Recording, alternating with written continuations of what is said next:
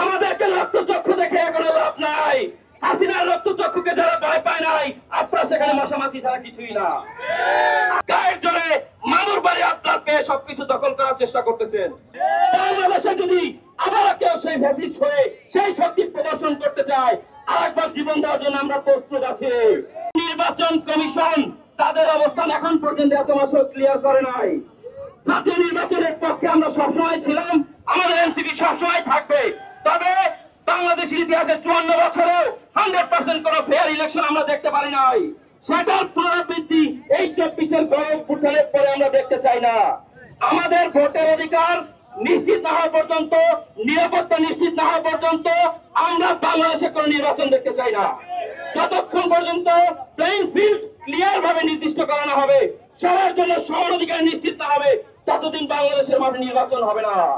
আমরা আওয়ামী লীগ সরকারের পতনের জন্য রাস্তায় জীবন দিয়েছি, আর আমরা এটাও জানি রক্তদান ছাড়া, জীবন দেওয়া ছাড়া কোনো ফ্যাসিস্টের পতন হয় না। বাংলাদেশে যদি আবার কেউ সেই ফ্যাসিস্ট হয়ে সেই শক্তি প্রদর্শন করতে চায়, আরেকবার জীবন দেওয়ার জন্য আমরা প্রস্তুত আছি। আমাদেরকে রক্তচক্ষু দেখে এখনো লাভ নাই।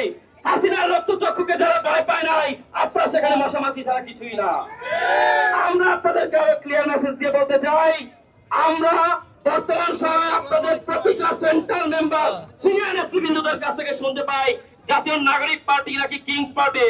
কিন্তু দুঃখের বিষয়, কিংস পার্টি তকমা দিচ্ছেন আমাদের প্রত্যেকটা অফিসের সচিবের মোবাইল নাম্বারে সেভ করা থাকে বিএনপি নেতাদের নাম্বার। টেন্ডারের ক্ষেত্রে আগে থাকেন আপনারা, দখল বাণিজ্যে সবার আগে আপনারা। এই সরকারি অফিসের এমন কোন ভবন নাই যেটা আপনাদের নিয়ন্ত্রণের বাইরে আছে। এমন কোন ওয়ার্ড নাই, এমন কোন ইউনিয়ন নাই সারা বাংলাদেশে, চ্যালেঞ্জ ছুড়ে বলতে পারি, যেখানে আপনাদের নিয়ন্ত্রণ নাই। তাহলে কিংস পার্টি কারা? সরকারের নিয়ন্ত্রণ আপনারা করতেছেন, গায়ের জোরে মামুর বাড়ি আপনার পেয়ে সবকিছু দখল করার চেষ্টা করতেছেন। আপনারা আমাদেরকে রক্তচক্ষু দেখাবেন না। নির্বাচন কমিশনের কাছে আমাদের একটাই দাবি, আপনারা অবস্থান স্পষ্ট করবেন।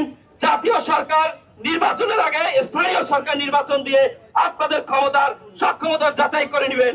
দেশের মানুষ আর ভোগান্তিতে থাকতে চায় না। যদি এর ব্যত্যয় ঘটে, আপনাদের পরিণতি আওয়ামী লীগের যে নির্বাচন কমিশনের পূর্বে যারা ছিল তাদের মতোই হবে। ধন্যবাদ সবাইকে। আসসালামু আলাইকুম।